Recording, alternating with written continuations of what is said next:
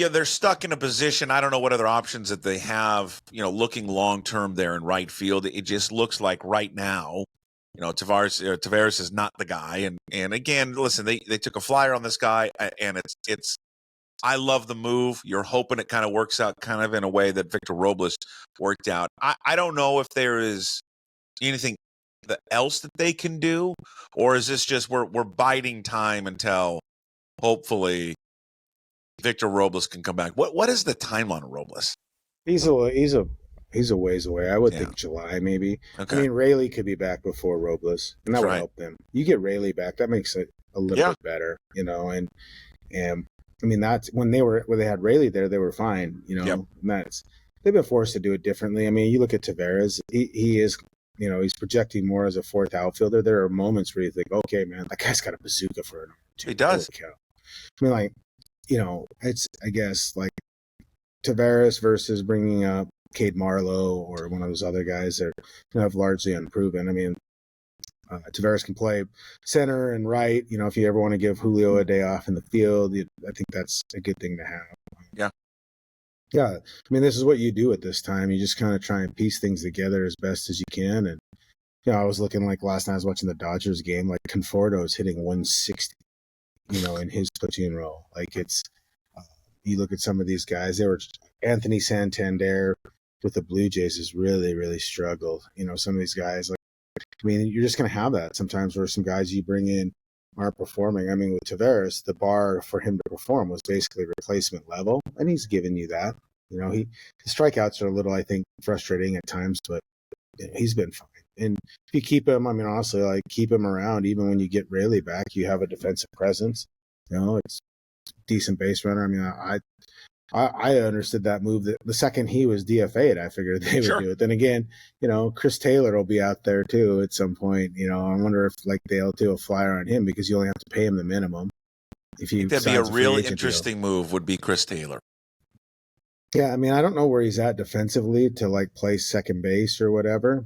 And the thing is Rivas has given you some solid play defensively, and he does find a way to get on base. He's not going to hit home runs or whatever. But is this like DePoto trying to go back in the past and right a wrong? Yeah, I don't know. I mean, I would say that Taylor's he's more versatile than Solano. I mean, would you swap it out? For sure. I don't know. I don't Chris is really, I think just the toll of playing, he's not the biggest guy in the world. I think that's beating him up a little bit. Oh. You've seen the offensive numbers reduce just because as you age, you can't replicate the violence and the swing, or maybe replicate the swing that you always have. But I mean, I thought that, the Dodgers were looking at DFAing Taylor during spring training or right out of spring training because they had a roster crunch. They just had enough injuries with all these other guys. They were able to keep him around on the 40-man and keep him on the active roster. But it was coming. I figured the Mariners would kick the tires on it, at least see. I'm sure Chris is weighing his options right now to see what's best for him. I'd love to see. It's so funny. I would go on the MLB trade rumors every morning. And now it's I wake up most mornings and I'm looking at the weather to see if I have to mow. You're looking at the weather. You're going to weather app, and then the second app is you're going to Game Changer. Yeah. Well, no. Yeah. Who has left me a comment about playing time? Huh? Who has left me a comment about playing time? No, I haven't had that yet. No, you haven't got the playing time one yet? No, but my best pitcher, the one who struck out 11 and 4 innings, he decided, none of these kids wear cups. And so he dove headfirst into third base and landed funny. And so he's been out essentially since then for 2 weeks. Oh, for 2 weeks?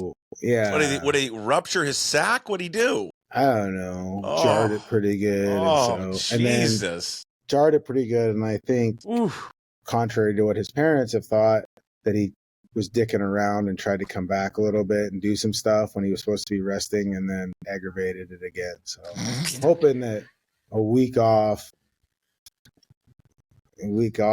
from activity will help him come back. Is it just all activity? I don't know. He's got to tell her, hey, no. Yeah, I don't know. These are high school kids. You never know with him. That is the greatest re-injury story of all time. Yeah, I don't know. And so I'm like, there's things you deal with. Yeah, these are real world things that you as the head coach have got to deal with. Yeah, so like I'll look at trade rumors I used to look at trade rumors every day and all that stuff. I hadn't seen anything on Taylor, but this is where they can get some help. I think, sure. It's not a ton of money you're talking about. Most of these guys would be on the minimum. You may see them grab another reliever or two here in the weeks ahead just because of depth. And, for whatever reason, Troy Taylor still can't spot a slider properly. And then, he's just behind in counts. Yeah, like the other night having to use Munoz is not ideal. Not ideal. I mean, it was pretty efficient, but you don't want to have to use it. Well, yeah, especially when it was, you had it locked and sealed and, save his arm. You don't need to bring him in that situation. Yeah. Hey, what do you make of Ben Williamson right now? I know there's been, some chatter on, I don't base everything on social media, but, it's a struggle and, this guy's not the answer now. Obviously with the hitting, I mean, we knew what type of hitter he was coming from Tacoma. You could just look at the stats, and the book on him was, hey, this is a guy that's he's not going to walk a lot. Power is not his game yet. As players get older and get bigger and get stronger, they can develop into that. They can add a little bit more power, but that's just not his game. His game is contact. And, we've talked about it. The scout that I have on every week, we've talked at great length about, hey, his glove will travel. And his glove is what separates him and what will get him a call. I guess I will say this, and I always like to mirror. I mean, I'm more just, old school and watch games, and I don't get wrapped up in all the extra stats that we now have in baseball. I also don't dismiss them, and I'm not that guy. I've been surprised where some people have been, he's just, his defensive metrics just aren't up to par, that it's below average. But Divish, when I watch him, I don't see that at all. I don't see that one bit. I see a guy that handles the hot corner is more than fine. Like defensive metrics are a little wonky at times too, because like small sample sizes aren't, like he's only played 26 games, 27 26 games. Yeah, so I mean, like that's 29 games. I mean, like 29. That doesn't necessarily pretend to how it is, and I mean it is different. They hit the ball harder, pick league level. Guys are faster. There's a level of execution that has to go higher. I thought the other night the double play turned on the bag and then fired into first. There's been a couple throws and stuff like that have been a little wonky at times, but I mean, this is a kid that. But nothing to suggest. To suggest that he's somehow below average over there. Like I think it's nonsense, really, when I hear people talk about I have two words for those people. Luis Urias. Okay? Luis Urias. You watched him last year. Okay? I mean, like, think about some of the guys they rolled out there.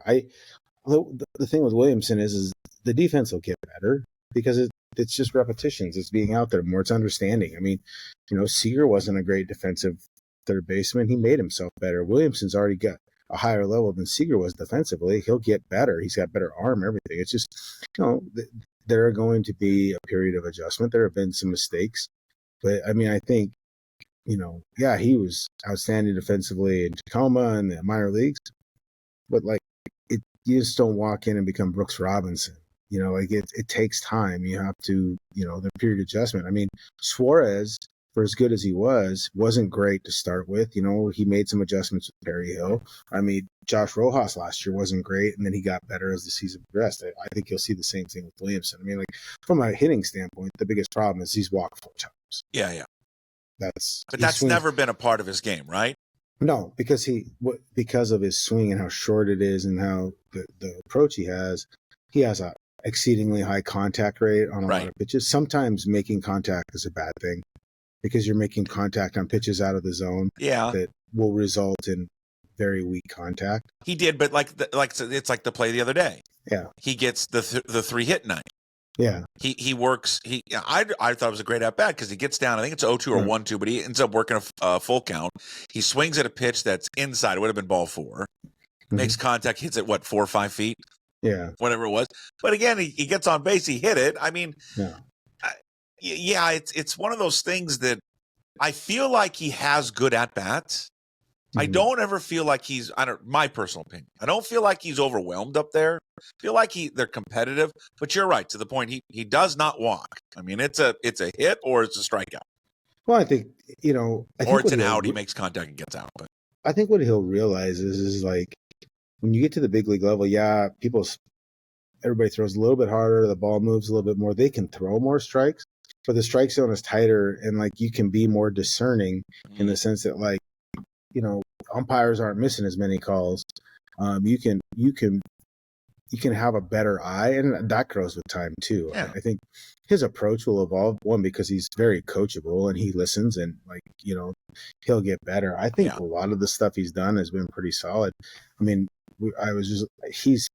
I think people forget sometimes how little professional baseball this kid has played, and now he's at the highest level. And I mean, like that's a hard adjustment. Remember with Kelnick and all stuff, Dipoto would talk about the minor league at bat totals and stuff like that. I mean, Williamson has played. He had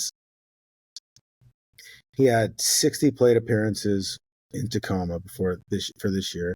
He had 411 last year at AA. I mean, that's it's not even 1,000 plate appearances essentially. Like, there's a lot of time, a lot of innings, and he missed a lot of time because of injuries. So I mean, like, I think you have to be kind of realistic to the situation. Yeah, you want him to be better, but they have essentially rushed this kid out of need. Yeah. And so that's your results. And I mean, I think that's why people are, they got to call up Harry Ford. You got to call up Cole Young. Like, nah, you don't need to right now. Like, if you're playing well and there's not a need where you need you can play there every day and it'll be a significant upgrade, then Harry Ford, you're not going to play him every day, and he's still got some more to do defensively. I want to get to Ford in a second, because on this week's Sports Pit with Sandmeyer and Stretch, we talked a lot about Harry Ford. And it was more about Cal Raleigh, and then what's the future of Cal, and then where does Harry Ford kind of fit into that? Go to Cole Young though for a second. We all fall in love with the prospects, and listen, if you follow it closely, or like me, where I'm kind of pay attention to it. You see the numbers he's putting up, and you've heard the hype about him. It's been well documented, and he's now really, really starting to put it together there in Tacoma. And listen, he's doing something that you want these guys to do, right? Is force their hand. Now, they're not in a desperate mode right now. It's not like they have to bring them up out of a necessity because they desperately need somebody at second. But I do wonder at what point, as the summer goes on, and maybe it never gets there, maybe they take a real cautious approach to it and just say, we can get by with the team we're at right now. The best thing for him is to have a full season there, and then we go in next year, and then he's the guy. But I do wonder, like, as a competitor as he is, does he make it so difficult for them not at some point to give him a taste of it later in the year? No, I think there is that point. I mean, like, what you want to do is you want to see him, like, because he struggled coming out of the gate, right? So you want to see him have this hot streak. If he struggles again, does he get back out of it? How does he get back out of it? How does he handle failure multiple times in a season? Where does he go from here? Because there will be failure at the MLB level. And so it's like,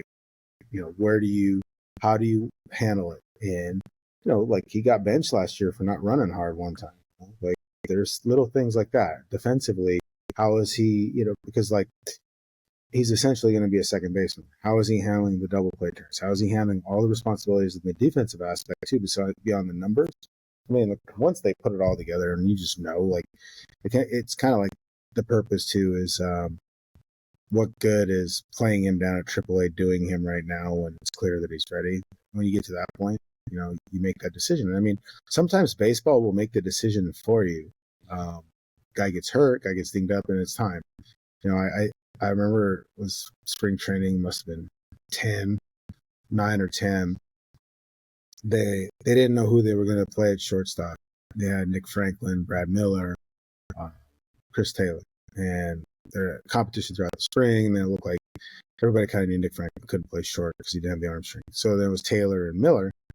and it's coming down. And Taylor was out playing Miller, and the plan was likely that Miller was going to go to AAA, start the season, and start working at other positions because he couldn't throw. I mean, it was just scattergun.